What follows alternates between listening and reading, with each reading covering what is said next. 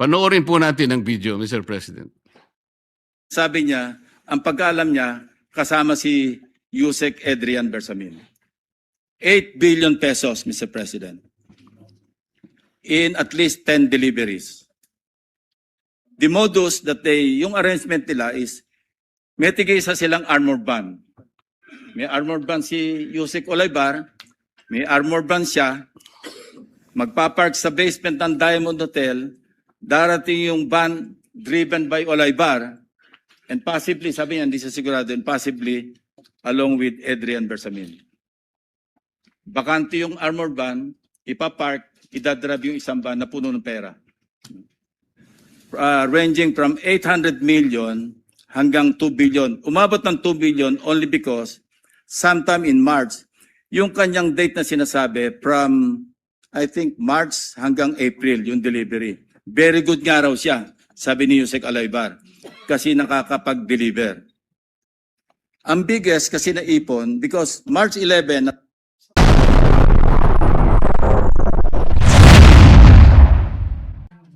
Mr. President, distinguished colleagues, I rise today on a matter of personal and collective privilege. Mahiya naman kayo. These are the very exact words uttered by the President 8 months ago.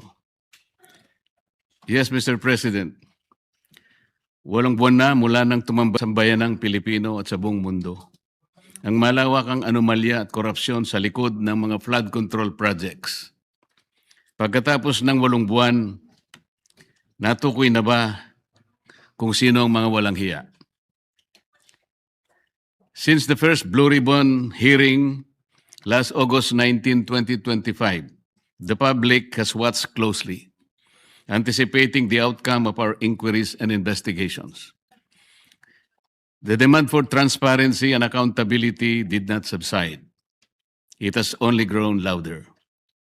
Despite the increasing public clamor for transparency and accountability, we are stuck in a maze of indecision and complacency, waiting for a report that has long been overdue.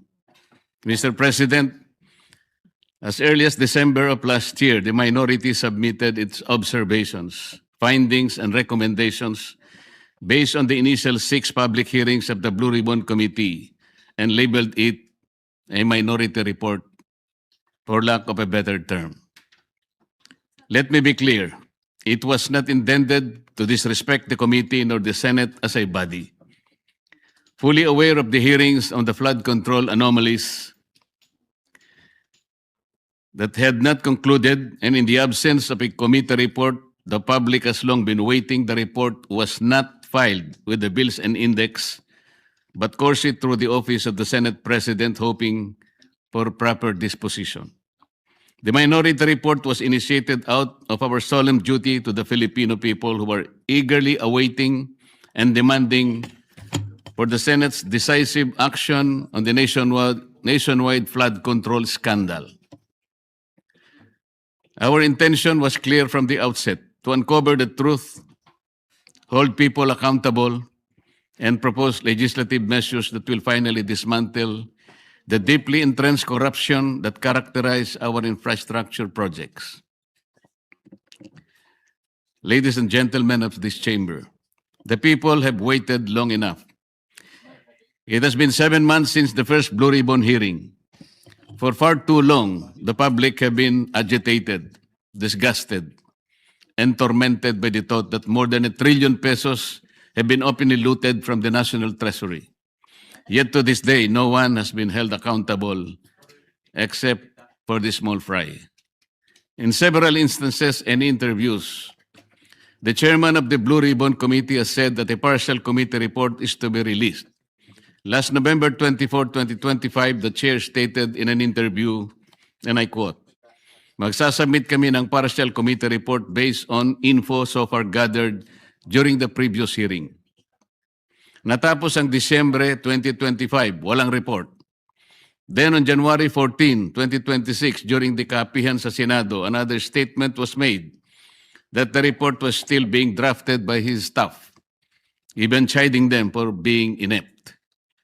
Are we supposed to depend to depend solely on the capacity and perhaps the willingness of our staff to produce a report that the Filipino people have been waiting for. A report that is not merely a formality but a duty we owe to the public we serve. It was out of exasperation that on January 20, 2026, we took it upon ourselves to formally release the minority report in a press conference to prevent the findings of our inquiry from being stalled while the public continues to wait for answers. Yet again, on January 26, 2026, the chairman once again said that BRC's partial committee report was almost finished. Mr. President, the minority report was not done half-heartedly, nor was it done out of disregard for this institution. It was done because the Filipino people have been waiting for this chamber to tell them what has been found. The submission of a minority report therefore served a simple yet necessary and urgent purpose: to let our people know that something has been done, at least from our side. Sadly, after the minority's press conference, said report was vilified without even the courtesy of reading it. The BRC chairman was even blunt when he said that the place for the minority report is the trash bin. Sa basurahan, a submission anchored in the same hearings, three of which he actually presided, the same resource persons, and the same affidavits. Masasabi ba niyang pangbasura lang din ang lahat ng iyon? Kung itatapon sa basurahan ang ulat na ito, hindi ba't para na rin nating itinapon ang lahat ng ebidensya kasama na ang dalawang privilege speeches niya na ginamit sa minority report? With due respect, the Senate was never meant to be a place where inconvenient findings are thrown into the trash bin just because they challenge the preferred narrative. The minority report exposes how ghost and defective blood control projects stem from systemic corruption embedded in the country's infrastructure planning, budgeting, and implementation processes.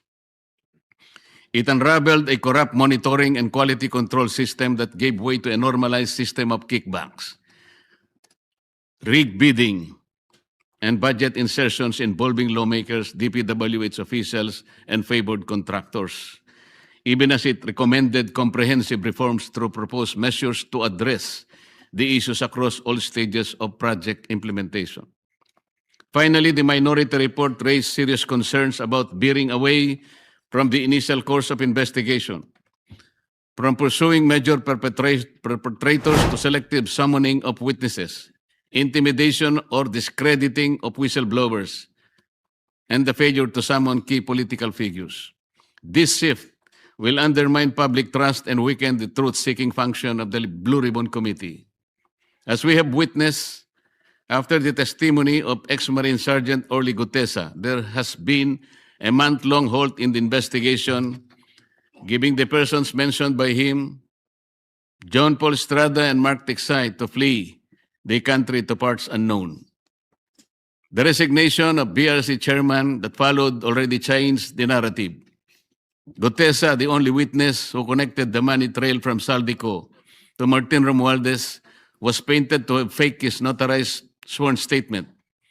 Siya pa ang tinakot kasuhan ng falsification of public documents at perjury. To rectify this, Mr. President, I just filed a disbarment complaint against Attorney Espera and administrative complaint against Executive Judge Season of Manila RTC. Meanwhile, on February 11, 2026, my office received what appears to be a draft report from the Blue Ribbon Committee, which can only assume to have originated either from the chairman's office or from the Blue Ribbon Committee which he chairs. What was transmitted to us, Mr. President, was a link to a PDF document bearing a watermark OS Marcoleta across each and every page. Yet the said partial report does not bear the signature of the chairman, a formality ordinarily expected of any report issued by a committee, particularly from the Blue Ribbon Committee. Given the circumstances, the status of the Blue Ribbon partial report is unclear. and it could easily be disowned or disavowed at a later time. In light of this, Mr. President, guidance is respectfully sought on how such a document should be properly regarded by this body. The same people were hell-bent on criticizing the manner by which the minority report was submitted. Yet they have no qualms circulating a supposed committee report in a manner that lacks even the most basic formalities expected of an official document of this institution. Maybe because of the following observed weaknesses. In the BRC chairman's interview with Dos por Dos on DCRH as early as July 31, 2025, he alleged that there are at least 60 sitting congressmen who also acted as contractors of infrastructure projects in their own districts. In a press conference and in a press release dated August 10, 2025, posted on the Senate website, the BRC chairman disclosed that House members called him and that he had a list of 67 congressmen who were contractors. Yet he did not summon them to any BRC hearing. Why did he not name them, to be fair to the rest of the members of the House of Representatives? In the sworn statement of the Diskaya, 17 congressmen were also mentioned. Why were not they asked to appear before the committee? On the other hand, the statements of former Yusek Bernardo and his cohorts Alcantara and Hernandez, who named certain senators upon the intercession of the Department of Justice, were readily heralded as gospel truth. The chairman of the BRC has also named at least 11 contractors in his first and second privilege speeches, whom he crucified to be involved in the flood control mess. Bakit hindi na sila ipinatawag? Bakit iilan lang mula sa 11 kontratistang kanyang tinukoy ang aktual na humarap sa pagdinig? Bakit namimili? Ano ang ibig sabihin nito? Remarkably, on November 14, 2025, the BRC chairman invited former Speaker Martin Romualdez to testify in its 7th hearing. He did not appear. Then on January 22, 2026, as quoted by various media outlets, the chairman said that former Speaker Martin will be invited again. If he wants to attend, he is welcome. But he cannot be forced to come due to interparliamentary courtesy. This doctrine can be challenged in the light of Section 27, Article 2 of the 1987 Constitution, which reads, "The state will maintain honesty and integrity in the public service and take positive and effective measures against graft and corruption." This doctrine, Mr. President, which is not even part of our rules, is not absolute and should not prevail over a clear and categorical mandate of the Constitution.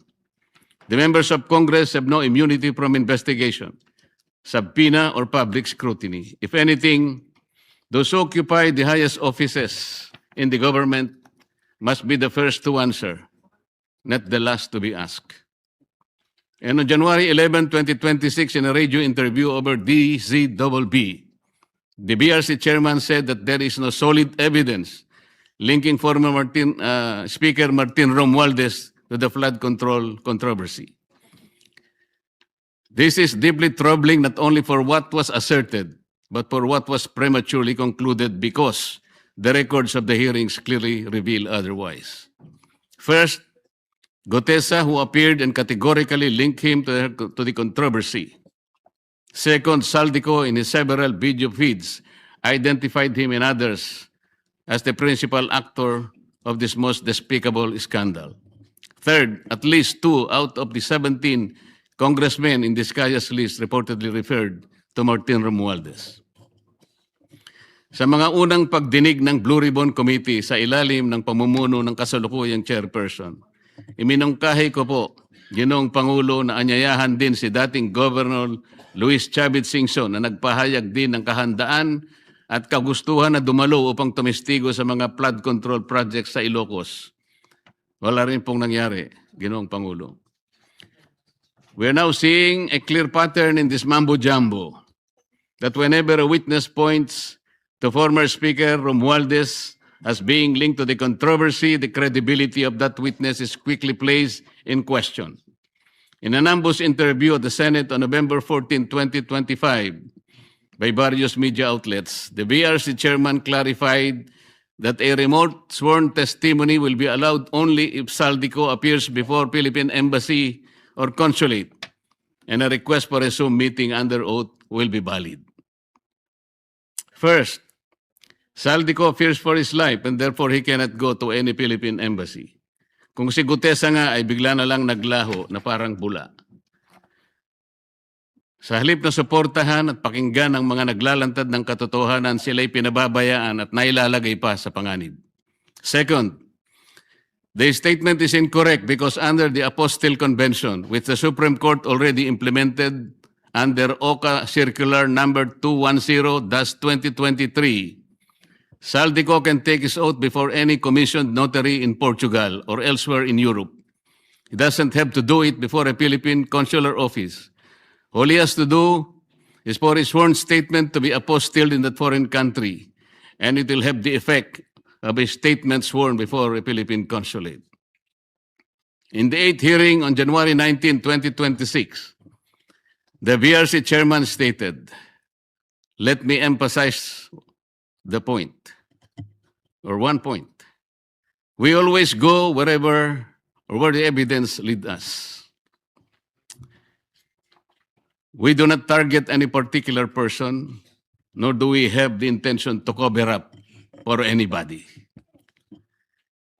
If that is truly the guiding principle of this investigation, Mr. President, then several matters should have been highlighted and pursued with equal vigor.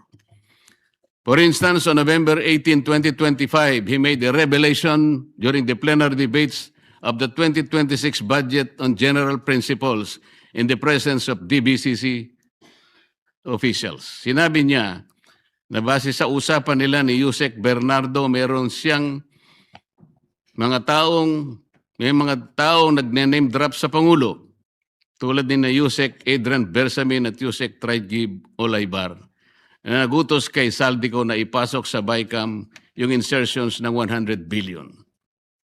Panoorin po natin ang video, Mr. President.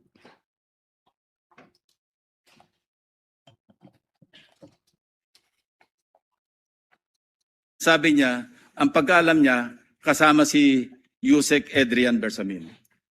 8 billion pesos, Mr. President, in at least 10 deliveries. The modus that yung arrangement nila is, may tigisa silang armor van. May armor van si Yusek Olaybar, may armor van siya, magpapark sa basement ng Diamond Hotel, darating yung van driven by Olaybar, and possibly, sabi niya, hindi siya sigurado, and possibly along with Adrian Bersamin. Bakante yung armor van, ipapark, idadrab yung isang van na puno ng pera. Ranging from 800 million hanggang 2 billion. Umabot ng 2 billion only because sometime in March, yung kanyang date na sinasabi from, I think, March hanggang April, yung delivery. Very good nga raw siya, sabi ni Yusek Olaybar, kasi nakakapag-deliver. Ang biggest kasi naipon because March 11, Ngunit kailanman ay hindi po naimbitahan si Yusek Adrian Bersamin upang harapin at linawin ang akusasyong ito na mismong chairman pa ang nagsiwalat sa plenaryo. Earlier, on November 14, 2025, in an ambush interview, he already disputed the statement of Saldico about the alleged 100 billion insertions allegedly made by the President in the BICAM. Ang malinaw rito, Mr. President, ay magkakaibang pahayag at pagkakaunawa sa parehong issue. Isang senyalis ng kontradiksyon na posibleng pagmamanipula na dapat sana'y malinaw at tapat sa publiko. This becomes particularly concerning in light of the second supplemental affidavit of former DPWH Undersecretary Roberto Bernardo dated November 10, 2025, where he disclosed that he handled 5 billion worth of projects for former DPWH Secretary Manuel Bunoan each year from 2023, 24 to 25, with kickbacks of 15% therefrom. From this kickback, 75% will be shared by Bunoan and Cabral. The 25% goes to Bernardo. Pinayagan din ng chairman ng BRC ang pakikialam ng DOJ sa mga pagdinig, lalo na sa pagpili ng mga gagawing testigo sa ilalim ng Witness Protection Program. Ito ay sa pamamagitan ng sapilitang pagre-require ng restitution na hindi naman hinihingi ng batas. Hindi rin po binigyan ng pansin ang mga naging kaganapan sa number 30 Tamarind Street, South Forbes, na binigyang diin ni Saldico sa isa sa marami niyang video revelations. Sinabi ni Saldico na nag-deliver siya ng 1 billion sa lugar na yon, 200 million noong December 2, 2025 at 800 million noong December 5, 2025. Ayon po kay Saldico, ang paghahatid ng 200 million ay ginamitan ng isang Grandia Elite. Yun namang 800 million ay ginamitan ng dalawang Grandia Elite. Ang mga ito ay tinanggap di umano ni Yusek Jojo Cadiz sakay ng kanyang Toyota Fortuner kasama ang kanyang driver.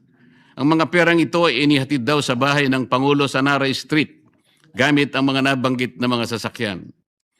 Ang dami pong dapat inimbitahan upang linawin at maimbestigahan ang bagay na ito. Sa Yusek Jojo Cadiz at ang kanyang driver, ang mga opisyalis ng korporasyon na may-ari raw ng bahay, si Nelson Go na dami raw ni Martin Romualdez sa nasabing korporasyon, ang security agency na bantay sa nasabing lugar upang makuha ang logbook ng pagpasok at paglabas ng mga sasakyan noong December 2 at December 5, 2025, o kaya ang CCTV footages para makilalang ganap ang mga sasakyan at drivers na may dala ng mga sasakyan at sa pagitan ng alas 9 hanggang alas 10 ng umaga. Sa halip, ang tinawag po ay dalawang babae na nagtakip pa ng mukha at hindi nagbigay ng sworn statement sa mga miyembro ng BRC. At nung tanungin ko sila, napansin naman po ninyo, Ginoong Pangulo, ang chairman pa ang sumasagot.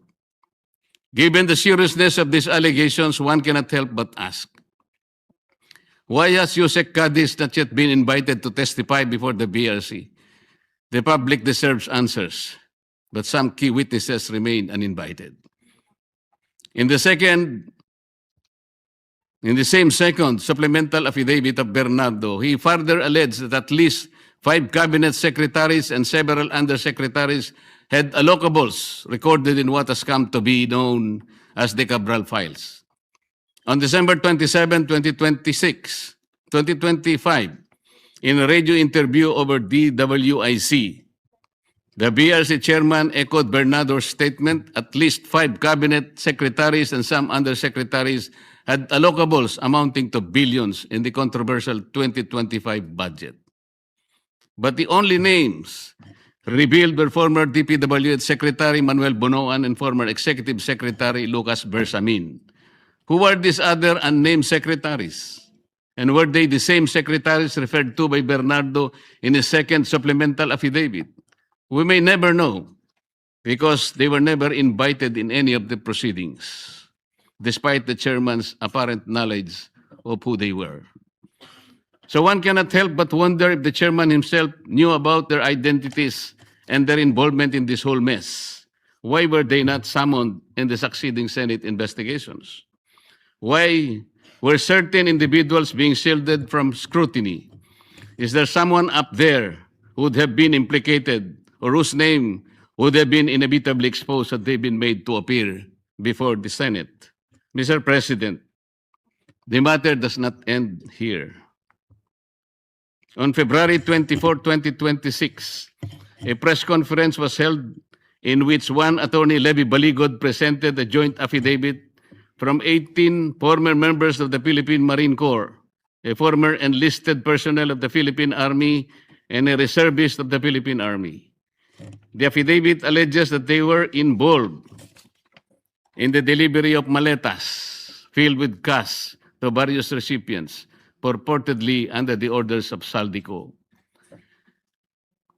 Sila po ay nagpahayag ng kanilang mga nalalaman tungkol dito sa malupit na pandarambong sa Kaban ng Bayan.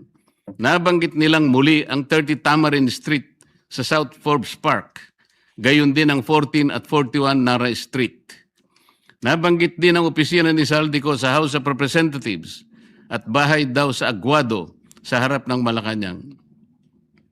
Kinumpirma rin nila na totoo ang mga inihayag ni Orly Gutesa sa nakalipas na pagdinig ng komite. Bukod pa rito, isa sa mga nagsalitang ex-Marines ay tumestigong isinama siya ni Saldico nang magatid daw ng 5 malalaking maleta sa bahay ng Pangulo sa Ilocos Norte. Ayon sa kanyang pahayag, si Congressman Sandro Marcos pa umano ang tumanggap ng pera at ilang oras lamang ang lumipas ay dumating rin daw ang Pangulo at ang unang ginang. Pero ano po ang ginawa ng chairman ng BRC? Sa halip na iharap sa taong bayan at diretsahang tanungin sa kanilang mga pahayag, kahagad na pinag-alinlanganan ang kanilang kredibilidad. Bago pa man masuri ang kanilang salaysay sa harap ng Senado, tila na buo na ang isang konklusyon sa mismong chairman na dapat sana ay siyang magsiyasat nito. Ipinagkibit-balikat na lamang ang kanilang mga salaysay nang hindi man lang binigyan ng oportunidad na sumagot sa mga konklusyon at teorya. Kung ang kanilang mga pahayag ay hindi kapani-paniwala, lalong nararapat na sila'y paharapin sa isang formal at pagdinig upang doon mismo masubok ang kanilang inihayag. Ang chairman po ba ng BRC ang dapat magpasya kung sino ang dapat ipatawag sa pagdinig kung 20 ang bilang ng miyembro ng Blue Ribbon Committee?